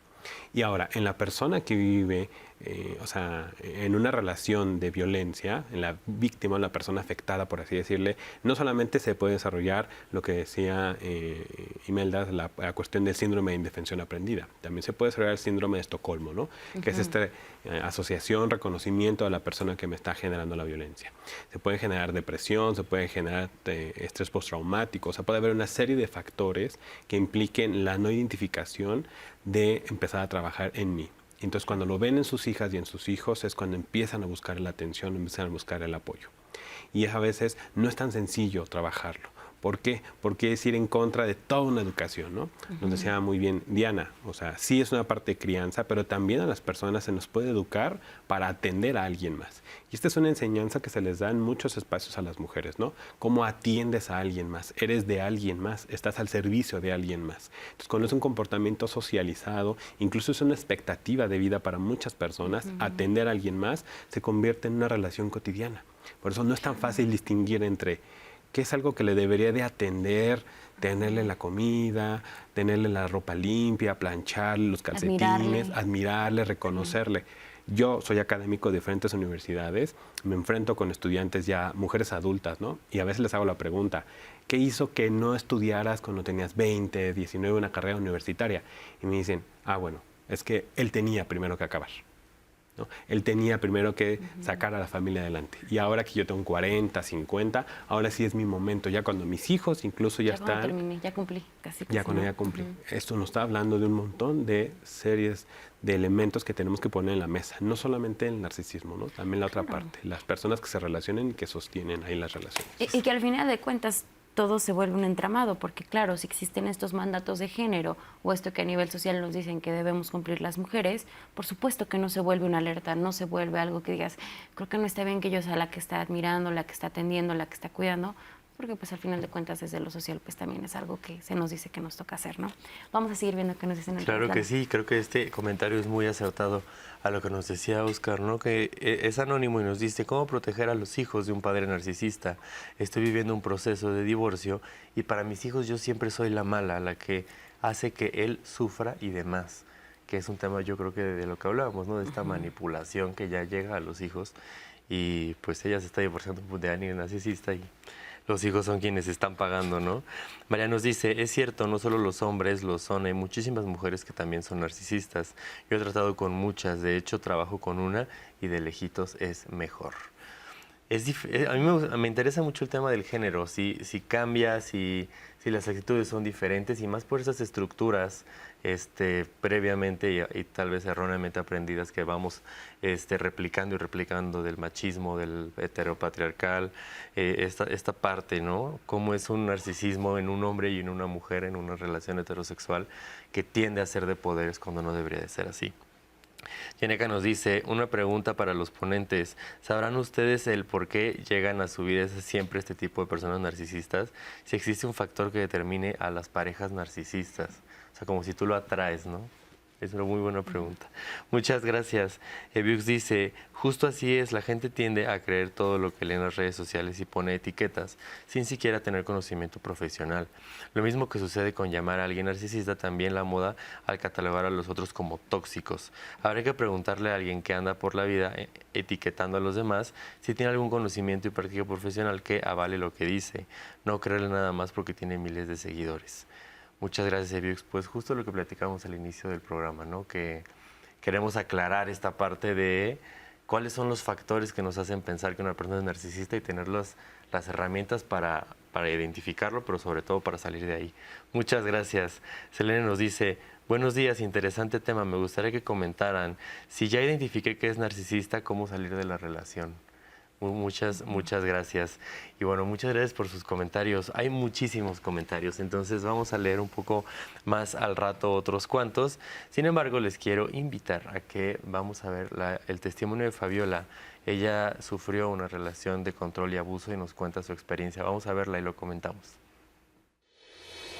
Mi nombre es Evelyn y estuve con una pareja narcisista. Era muy, muy, muy cariñoso. Muchos detalles, todo el tiempo pendiente. Meses después comienzan a cambiar, desaparecen, empiezan a ser agresivos, todo lo voltean totalmente a como que tú eres la culpable, a que por tu culpa hice. En lo personal a mí me llegó a afectar en que, por ejemplo, ya no confío en la gente. Cuando comienzan a ser amorosos conmigo, a pretenderme o algo, ya, o sea, de plano no creo. Simplemente no confío. En la relación llegó el punto de que era tanto el control y los celos de como que me perteneces, eres mía. Llegó a ponerme cámaras en la habitación, afuerita de la puerta de la casa, para ver con quién hablaba, qué hacía. Al principio yo me sentía atraída por esta persona porque aparte de que es muy inteligente, todo el tiempo estaba, oye, ¿cómo estás? ¿Ya comiste? Se preocupaba demasiado por mí, por mis hijos. Todo el tiempo estaba al pendiente. Actualmente ya no estoy con él, pues me fui alejando debido a que en mi trabajo me despidieron. Yo creo que por la relación que tenía con él, eso ayudó a que yo me separara, porque aparte trabajábamos juntos. Entonces eso ayudó y justo cuando yo me quedo sin trabajo, empieza a desaparecer. 2 semanas no lo veo, de pronto otras 2 semanas ya lo veía y empieza a salir con más personas. Había veces que me decía, no, es que tú eres mía y así yo tengo otras personas, tú eres mía y de no ser así va a pasar esto. Entonces a veces te infunden como el miedo, hace parecer como que es muy buena persona. Entonces si yo iba con alguien a decirle, oye, pasa esto con él, es que ¿cómo? Si es tan cariñoso, tan amoroso, no te lo creen. Muchas gracias, Fabiola, por compartirnos tu experiencia. Diana, ¿qué opinas del testimonio que acabamos de ver? Que justamente pues, es una muestra de lo que ya hemos dicho a lo largo del programa, un poco desde lo teórico. Ella fue algo que vivió y lo narra de manera muy, muy generosa. Pues efectivamente ella se fue involucrando con esta persona, pero preguntaba mucho si acercamos a este tipo de parejas, ¿no? Sí puede ser, no hay que psiquiatrizar todo. Puede ser que la otra persona no tenga un trastorno de la personalidad, pero sí que tenga rasgos dependientes. ¿No? En cierta parte ella dice, él me cuidaba, él me consentía, él todo, ¿no? Como cierta necesidad de que alguien lo haga en lugar de que ella lo haga, ¿no? Entonces esto puede perpetuar muchas veces ese tipo de relaciones violentas, que aunque él esté siendo violento cuando es cariñoso, pues ella sigue como dependiendo de sus cuidados. Así es. En el caso de Fabiola, bueno, dice, dejé esa relación porque ya había dinámicas de violencia pues muy marcadas, que me estaban afectando y que pues para ella no era algo que deseaba. Sin embargo, quiero poner sobre la mesa, o sea, una persona que vive con ese trastorno puede tener esa conciencia y ese compromiso, por ejemplo, a un cambio o a un acompañamiento que le permita tal vez construir una relación de pareja sana donde no haya esta asimetría. Es algo difícil porque necesitaría tener ese grado de autoobservación. Claro. ¿No? Pero bueno, imaginando que esta persona quiera llevar a cabo la psicoterapia, llevar a cabo tratamientos médicos, etcétera, necesita también a un alto grado de compromiso. Claro. ¿No? Y tienden muchos pacientes, tanto en psicoterapia como con nosotros psiquiatras, a abandonar su tratamiento de manera muy temprana, ¿no? Entonces, sí necesitan como mucha disciplina, ¿no? Que a pesar de que el tratamiento es largo, avanza muy lento, tener mucha disciplina para poder mejorar. Claro, y desde el lado de la otra persona, pues también debe haber una suerte de aprender a poner límites y sobre todo como de un constante autocuidado, ¿no? De procurar el bienestar. Totalmente. Es un trabajo constante. Como decíamos, este trastorno no es una enfermedad, por tanto no tiene una cura. Ahora, una pregunta que hacía el público era, ya detecté que es narcisista, ¿cómo salgo de ahí?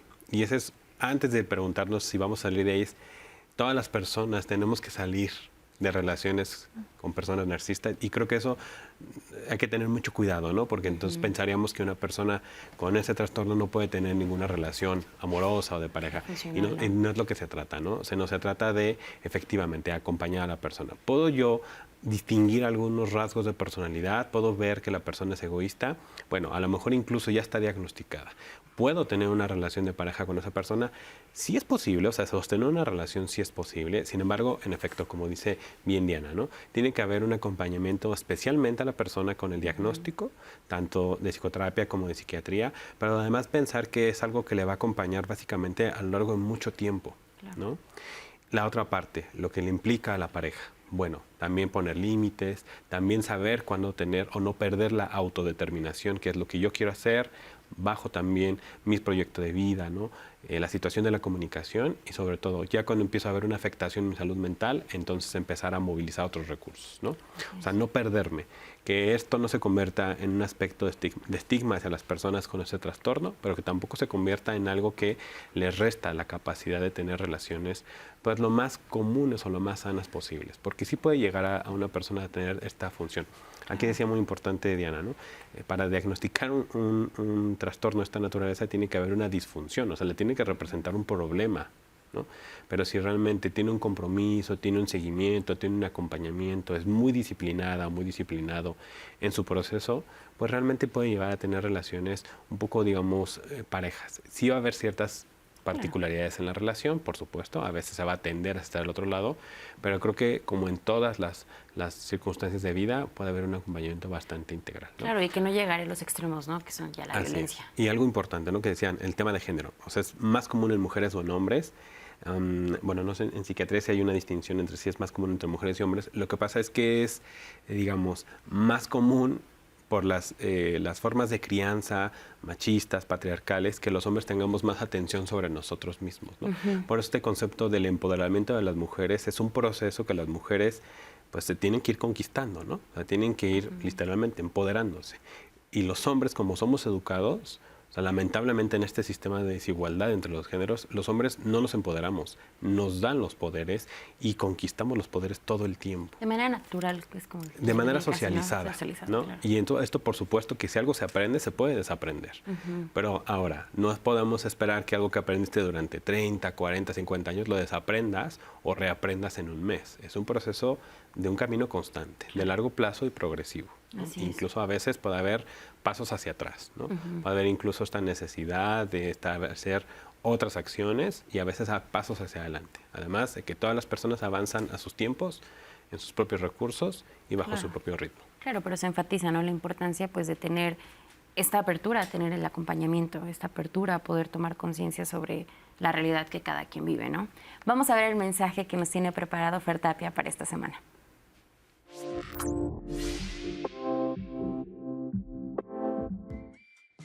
De acuerdo a la mitología griega, Narciso era un joven tan bello, tan hermoso, que se enamoró de su propio reflejo en un estanque, ignorando siempre a su eterna enamorada, la ninfa Eco. Ay, ¿cuántos narcisos conoce? ¿Es usted uno de ellos? Relacionarse con personas con delirios de grandeza, súper controladores y además poco empáticos es común. Sin embargo, son de los seres más difíciles de amar, ¿eh? Y bandera roja. Aún más complicado es ser amado por ellos. Este trastorno de la personalidad puede darse en todos los géneros. Y ahí les van unos ejemplos clásicos.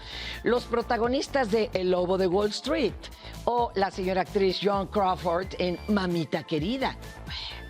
Individuos obsesionados con el éxito personal y su imagen pública. Una mala noticia. Todos padecemos un poco de narcisismo que suele confundirse con el amor propio. Generalmente el narcisista es la persona quien conquista a su víctima. Busca ser adorado y alabado por alguien de carácter sumiso y necesitado de afecto. Las y los narcisos tienden a ser encantadores, carismáticos, convincentes. Para un narcisista no eres una persona, eres un trofeo que será exhibido ante los demás. Pero ¿es posible convivir, ya no digamos amar, a una pareja narcisista? La respuesta es sí, es posible. Depende de la gravedad del trastorno. Lo más importante es no alimentar su desmesurado ego ni permitir que juegue con tus inseguridades. Recuerda que tú no eres responsable de solucionar los problemas de tu pareja y que no puedes controlar a la otra persona. Ahora que si el puente del diálogo está roto porque la comunicación con el narciso se hace imposible debido a que está demasiado ocupado mirándose el ombligo, ahí sí es necesario terminar la relación. Pero cuidado, mucho ojo, porque esto es lo que más duele a estos seres tan pagados de sí mismos. Que dejes de endiosarlos, de estar arrodillado frente a ellos pidiendo un poquito de su atención, de su supuesto afecto. Aquí lo importante es establecer tus propios límites. Recordar que eres una persona, no un objeto. Quiérete tú primero. Existen casos extremos en los que él o la narcisa hasta hablan de sí mismos en tercera persona.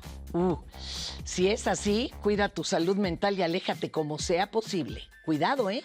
No caigas tan fácil de regreso cuando te busque y te diga que va a cambiar. Este es un padecimiento crónico tratable, pero que dicen los especialistas, no es curable. Para Diálogos en Confianza, Fernanda Tapia. Muchas gracias a Fer Tapia por sus mensajes. Vamos a seguir leyendo comentarios. Ya estamos casi terminando el programa, así es que llámenos, escríbanos, sus experiencias alimentan nuestra conversación. Rosa María nos dice, les pido por favor que sigan tratando el tema de sus diferentes aspectos. Estas personas dañan mucho y no aceptan terapia, manejen medidas de precaución. Estos comentarios son muy recurrentes, que es muy difícil que las personas narcisistas acepten terapia. Y eso creo que lo deberíamos de platicar. Josefina nos dice, mi hijo es así con todos, yo soy viuda, pero aún así siento que estoy en esta situación. Como madre, ¿cómo ves que tu hijo sea narcisista? Joel dice, ¿y si ambos son narcisistas, cómo afectan a la familia, a sus relaciones entre ellos? ¿Puede haber parejas de dos narcisistas y cómo se ejerce el poder si es que uno de los ejercicios es ejercer poder? Y Alex, por ejemplo, nos dice, cuando la pareja es narcisista, seguro se dio tiempo antes y eso fue así que te diste cuenta que querías estar con él. La culpa no es del narcisista, la culpa es de quien quiere vivir con él. Eso está interesante. Vamos a una pausa, pero antes vamos a ver el mensaje que nos tiene el Consejo Ciudadano. No es necesario pasar mucho tiempo frente al espejo para ser considerado un narcisista. El amor excesivo de una persona por sí misma se revela en sus actitudes y puede generar conflictos con la pareja. El trastorno narcisista de la personalidad es un patrón de conducta desadaptativo, caracterizado por sentimientos de superioridad acompañados de la necesidad de admiración o reconocimiento constante. Quienes lo padecen se creen la persona más importante del mundo. En cierta forma es un argumento que tiene sentido si asumimos que debemos amarnos a nosotros mismos, pero más allá de cierto límite, entramos en un proceso de pérdida de oportunidad, de conciencia respecto de nosotros mismos y de los demás. Los narcisistas tienden a ser hipersensibles a comentarios que valoran precisamente la situación en que ellos mismos se han colocado.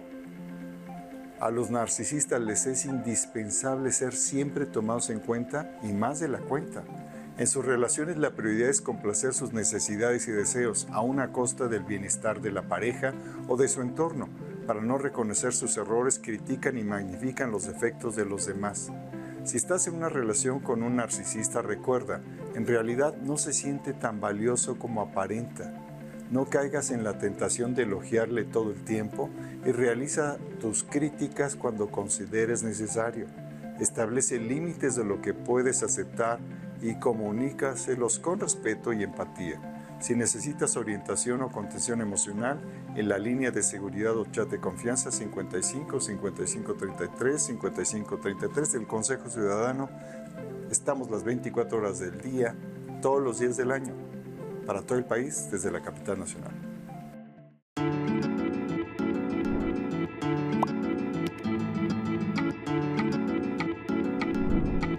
Identificar rasgos narcisistas requiere observación y reflexión cuidadosa. Si se encuentran patrones consistentes en las personas cercanas, hay que buscar ayuda profesional.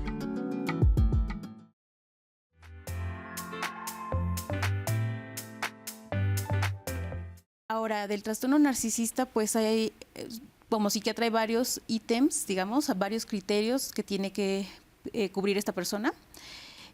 Pero como les comentaba, es algo permanente, ¿no? Casi siempre es una persona que tiende a tener este sentimiento de superioridad, de grandiosidad, y que no va proporcional a sus verdaderos logros. Que se ha puesto una importancia mucho más relevante en la salud mental de las personas, ¿no? O sea, los medios de comunicación nos han puesto un interés especial en el bienestar integral de las personas, y eso ha difundido diferentes patrones de comportamiento, diagnósticos y trastornos. Desde mi punto de vista, creo que esto de los factores sociales influyen bastante mucho en el comportamiento, obviamente, de los individuos y mucho más en el tema de pareja.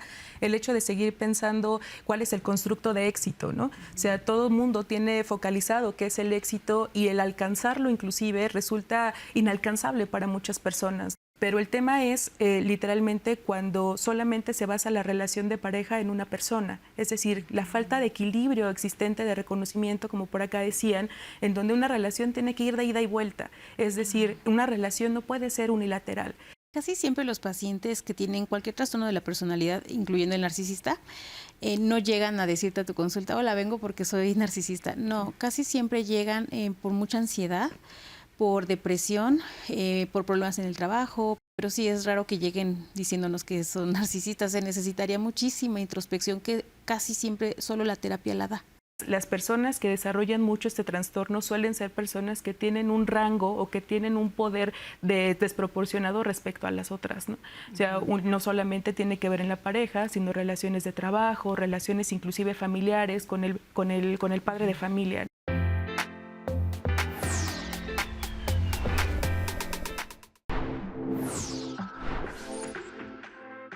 Diálogos en Confianza te acompaña con los temas que son relevantes para ti.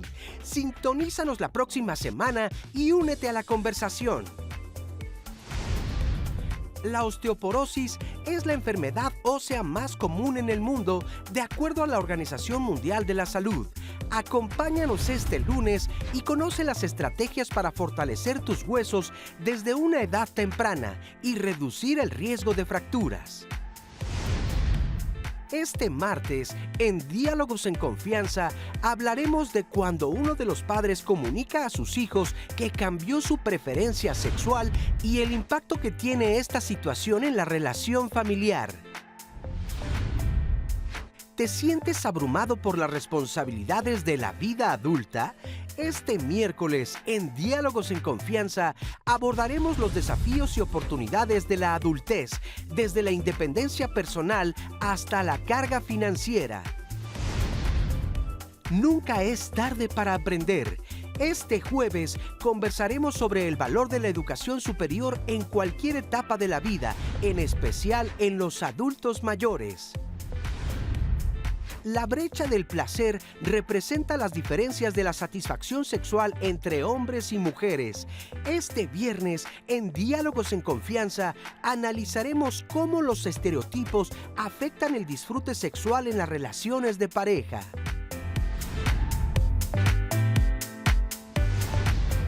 No te pierdas nuestras transmisiones en vivo por la aplicación 11+. Síguenos en nuestras redes sociales y comunícate al 55 51 66 40 00. Este es un espacio para ti. Te esperamos en Diálogos en Confianza. Estos son los temas que tendremos la próxima semana aquí en Diálogos en Confianza, así que ya saben, tenemos una cita de lunes a viernes a las 9:30 para platicar de los diferentes temas que tratamos en este programa. Y bueno, ya estamos en la recta final del programa. Hoy conversamos y analizamos en torno a la pregunta sobre si mi pareja es narcisista y vamos a ver los comentarios, las experiencias y las dudas que hay en las redes sociales, Lalo. Claro que sí, Minat. Irasmea nos dice, nunca me imaginé que lo que yo consideré amor, valores, me jugara en mi contra. Creí que valorar y admirar a tu pareja, que tener sentimientos y aceptar que mi pareja pueda tener errores, traumas, etc. Mi mamá fue narcisista y fue la que nos cortó las alas a sus 2 hijas, que nos enseñó a tolerar el maltrato. Conseguí una pareja que me dio la estocada final porque también tenía el mismo trastorno.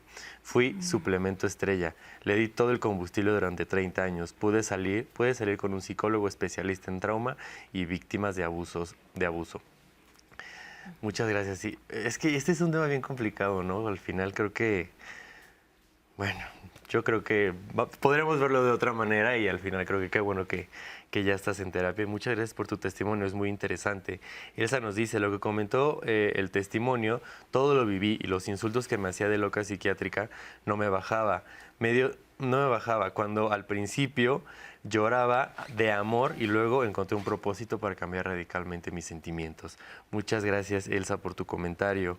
Adriana nos dice, recién terminé una relación así, violencia sutil y que no se ve afuera. La gente piensa que son excelentes personas, pero no.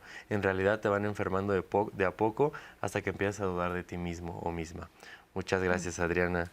También tenemos el comentario de Magdalena que nos dice, mi expareja me complacía en todo, muy atento, pero muy manipulador, controlador, celoso, y cuando no le obedecía, como que se desquitaba con mis hijos. Lo dejé hace un año y esta terapia me hizo cambiar mi perspectiva de cómo son las cosas. Muchas gracias. Mercedes nos dice, por favor hablen del narcisista encubierto. Mi pareja mujer lo es. Fue súper difícil la separación, pero me quedaron dudas. Narcisista encubierto, no lo había escuchado. Ahorita hablamos del término. Narcisista encubierto. Gracias. María nos dice, cuando convives tantos años con un narcisista, inevitablemente te conviertes en uno. Es tan difícil cuando no lo puedes dejar, pero aprendes a jugar su juego. Sin embargo, es desgastante estar siempre como en alerta roja, preguntándote, ¿y ahora qué? Eso también es interesante. Si vives con un narcisista, entras al juego de poder. Podría ser una posibilidad. Y por último, Roldán nos dice, es demasiado complicado que accedan a una terapia, ya que no aceptan tener ninguna situación que requiere la terapia. Siempre te señala que el que la necesita eres tú y la enferma o trastornada eres tú. Muchísimas gracias por todos sus comentarios. Si nos da tiempo, leemos unos al final del programa. Claro que sí, Lalo. Muy, muy buenos comentarios. Gracias a todos. Y justamente nos pedían que habláramos de este término narcisista encubierto, Diana. Normalmente hay algunos tipos, por así decirlo, de trastorno narcisista. Se habla del narcisista maligno, que su maltrato tiende a ser muy cruel. Incluso se llega a confundir con el trastorno disocial de la personalidad. El trastorno narcisista, digamos, común, que el paciente tiende a ser más grandioso, como sin conciencia, arrogante, etcétera, ¿no? Como que es muy vistoso, ¿no? En ese aspecto, pues como que no queda tanta duda diagnóstica, ¿no? Pero sí existe el término narcisista encubierto, narcisista tímido. Es un paciente narcisista, pero como más sutil, como quien dice, ¿no? Tiende a, sí, tener una creencia de que es más importante, pero sus maltratos son más sutiles, más como violencia psicológica, incluso llegan a tener como que sí son un poco conscientes de su conducta, pero la encubren, ¿no? Así de, es que nada más lo decía porque me preocupaba por ti, ¿no? Pero su preocupación no es genuina, es como con el fin de ellos sobresalir o lograr sus objetivos. Ok, muchas gracias por ponerlo sobre la mesa, y que creo que también depende de eso el tipo de acompañamiento, ¿no? Otra vez las relaciones que establecen con otras personas. Ya estamos en los últimos minutos del programa y les quiero agradecer mucho a los tres, y creo que como bien lo comentabas en algún momento, Oscar, es importante tocar estos temas, pero también desde un enfoque mucho más amplio, ¿no? O sea, hablar de la salud mental en general creo que es muy importante para todos los vínculos que establecemos, y en el caso de hoy, pues ya nos dimos cuenta que en este tipo de trastornos y en este tipo de dinámicas, cuando no tenemos tal vez a veces la claridad o la conciencia, pues podemos caer en dinámicas violentas y en relaciones que afectan a ambas partes, ¿no?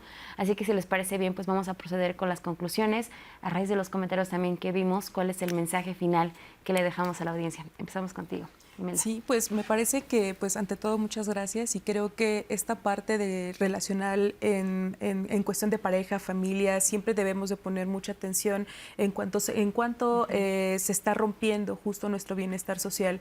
Lo primero que debemos hacer, y lo enfatizo de nueva cuenta, es en primera instancia focalizar que no es normal que la esté pasando mal, no es normal que la esté pasando mal mi familia por la conducta o por la atención de un tercero. Eso creo que es lo primordial, y lo segundo es no perder las redes de apoyo que tenemos, ¿no? Sin contabilizar y sin tampoco dejar de lado esta parte trascendental que hemos tenido en papeles de roles, este papel social que hemos tenido, ¿no? De las madres cuidadoras que tenemos que soportar, de la esposa abnegada que tiene que estar cuidando, que tiene que estar procurando siempre a un tercero. Creo que si tenemos esos focos de atención, podemos evitar no solamente caer en esas relaciones destructivas, sino también protegernos y proteger a nuestra gente.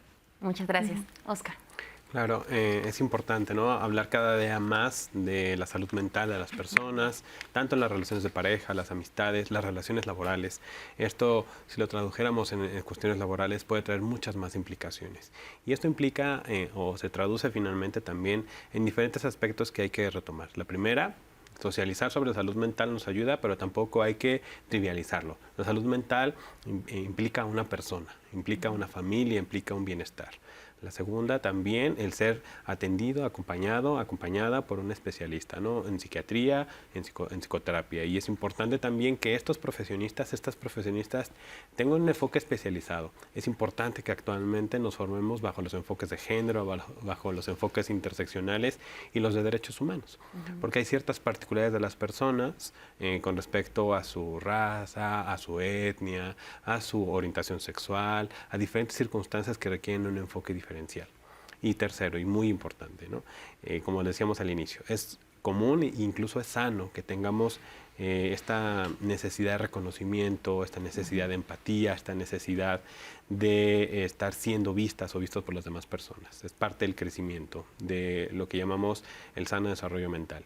Sin embargo, cuando cometemos situaciones ya de falsa empatía, de nula empatía o de abuso sobre otra persona, es importante que vayamos a atendernos, ¿no?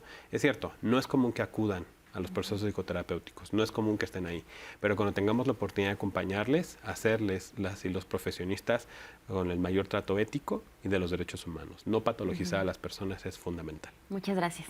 Bien. Creo que en ese sentido también efectivamente psiquiatrizar cualquier rasgo de personalidad pues no debería de ser. Efectivamente, para tener el diagnóstico certero, se tiene que ir con un profesional, y no es a la primera consulta. Por ética no podemos decirte en la primera consulta, ¿sabes qué? Tienes trastorno narcisista. De hecho, incluso aunque pasen varias consultas, confirmemos el diagnóstico, soltárselo hacia el paciente puede hacerlo caer en mucha depresión, en intentos de suicidio, y eso pues es antiético, ¿no? Entonces tiene que llevar un acompañamiento, y también la otra, hacer diagnósticos diferenciales, ¿no? Hay ciertas patologías psiquiátricas, sobre todo que llegan a psicosis, en las que puede haber ideas de grandeza, ¿no? Pero que no todo es trastorno narcisista.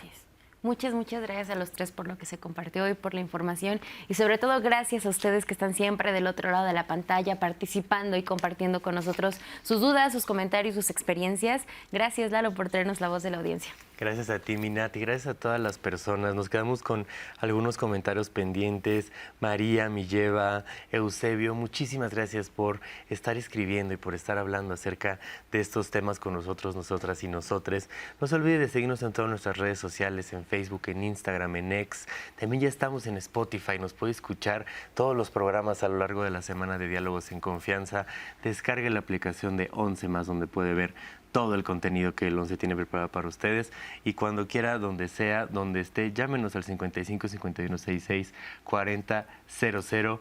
Es muy importante su opinión para nosotros y creo que, bueno, su voz es la que hace estas conversaciones muy, muy ricas. Así que tengan un muy buen fin de semana. Les abrazo y muchas gracias por estar con nosotros en Viernes de Diálogos en Confianza. Así es, y los esperamos la próxima semana porque vamos a hablar de un tema súper importante, el conflicto del placer. ¿Ustedes han escuchado hablar de la brecha del placer? Esto se refiere a la disparidad que existe en cuanto a la satisfacción sexual entre hombres y mujeres. A nivel social, a nivel cultural, a veces se enseña o se piensa que los hombres naturalmente son seres más sexuales y que las mujeres somos más para complacer y que no necesariamente nos importa mucho el placer, cuando esto es totalmente falso. Y esto también ha sido lo que nos ha hecho que nuestras prácticas o el ejercicio de nuestra sexualidad vaya enfocado más al placer de una parte que de otra. Es por eso que en Diálogos en Confianza lo queremos poner sobre la mesa para tener un ejercicio y una vivencia de la sexualidad más placentera para ambas partes, donde se preocupen hombres por mujeres, mujeres por hombres y no solamente sea unilateral. Eso va a estar muy, muy bueno y sobre eso vamos a platicar la próxima semana. Y ahora es tiempo de teatro con Andrés Castora, que nos trae las mejores recomendaciones teatrales para que ustedes vayan el fin de semana y los días que vienen. Que tengan un excelente sábado y domingo. Soy Natalia Jiménez. Nos vemos la próxima semana.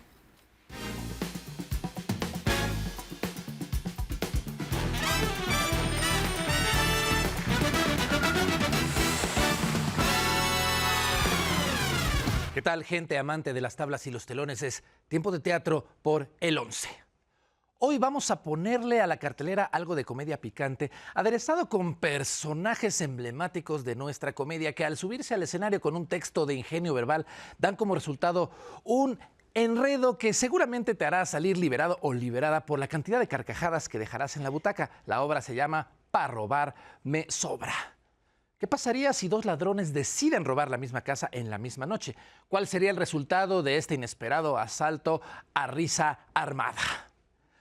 Una historia de comedia ligera que nos pondrá a estos personajes típicos de la comedia mexicana tradicional para entretenernos, pero en los enredos que ellos mismos van creando al tratar de resolver los aprietos que solamente complican cada vez más y más. Es una obra ágil que hará que el tiempo vuele junto con las joyas, los muebles y los secretos de esa casa donde los buenos no son tan buenos y los malos no lo son tanto.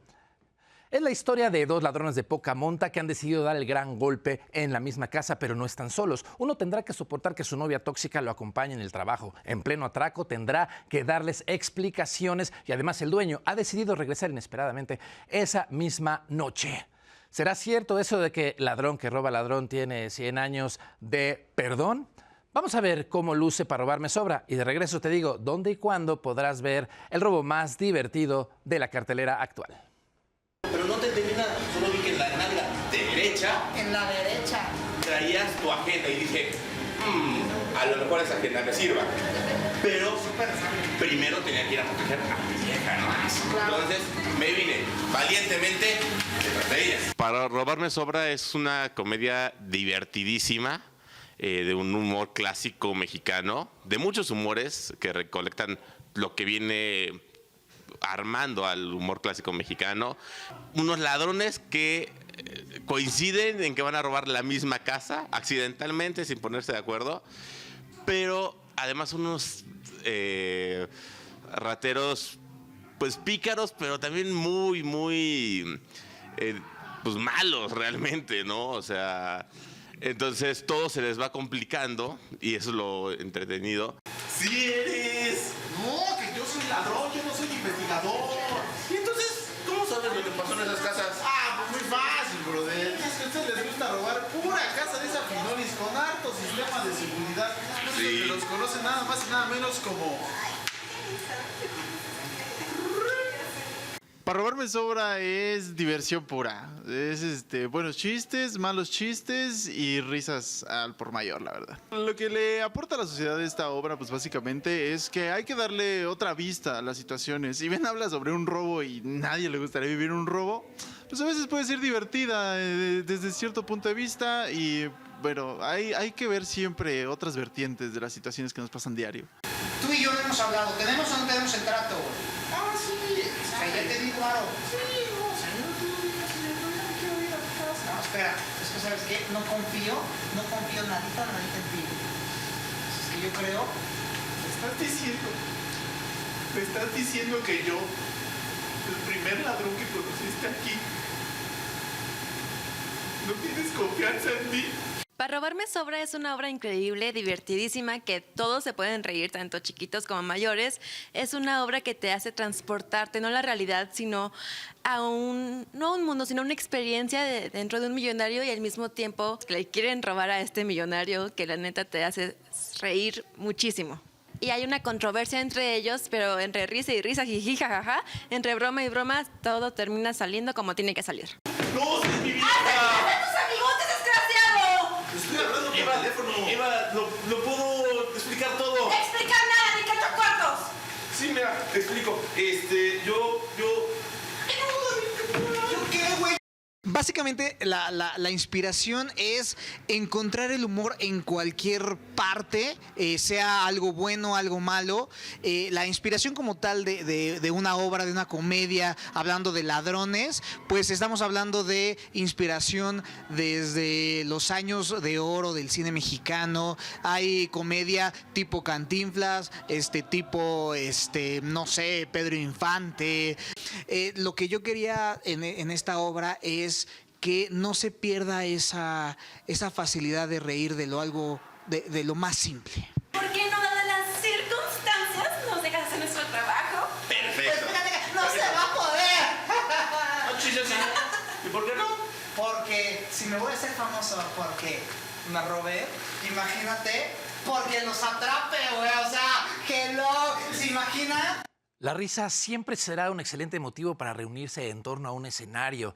Y por supuesto la mejor opción será, sin lugar a dudas, una comedia escrita, dirigida y actuada por mexicanos y mexicanas que dejarán todo el escenario a cambio de tus carcajadas. Una obra para liberarnos del injusto vértigo de la vida cotidiana. Más que un boleto al teatro, lo que obtendrás será un escape por 60 minutos donde los problemas se quedarán afuera. Para robarme sobra cierra temporada los sábados de agosto a las 8 de la noche en el Foro Mits, en Galerías Plaza de las Estrellas.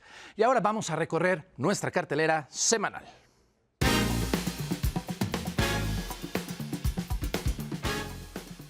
Hoy vamos a iniciar en el Foro Antonieta Rivas Mercado, en la Biblioteca de México, en el Centro Histórico, con Alma Migrante, que toca el tema de los Dreamers, estos indocumentados que llegaron a Estados Unidos durante su infancia, pero que además de adoptar su cultura, sucede que llegan y después de la secundaria hay un bloqueo legal que no les permite seguir con sus sueños. Es una obra que levanta la voz por estas juventudes migrantes y su lucha. Y ahora acompáñame al Teatro Casa de la Paz en la Roma Norte con una obra intrigante, interesante y sumamente creativa. Dibujos animados para no sentir dolor. Un recorrido por los absurdos y los pecados de la adultez que nos hará replantear la visión que tenemos sobre el mundo, rescatando las caricaturas y sus sinsabores que nos han acompañado por más de 100 años. Los dibujos animados y su lado más oscuro para replantear qué hemos hecho al dejar nuestra infancia. Y hoy vamos con 2 escalas en el Teatro del Interior. Primero a Querétaro, al Foro al Aire Libre del CEAR, con Amor hasta morirse es bueno, una obra que mezcla tango, teatro y danza y pone el acento en el tema de la importancia del amor duradero y de respetar a la vejez y la sabiduría que han obtenido a lo largo del tiempo, en la voz de un nieto que nos cuenta la historia de su abuelo. Una invitación a reflexionar sobre la vejez y la importancia del diálogo intergeneracional. Y cerramos el día de hoy en el centro de Monterrey, en Dramático MX, con un clásico del teatro mexicano, Rosalba y los llaveros, de Emilio Carballido. La historia de los problemas de una familia de los años 50 que ha sido silenciada por la moral. Rosalba, su protagonista, tendrá que hacer un viaje a conocer a la familia de su madre, al pueblo Los Llaveros en Veracruz. Pero, sin saberlo, descubrirá los secretos más oscuros que ese lugar ha tratado de ocultar durante años. Rosalba y los Llaveros en Monterrey.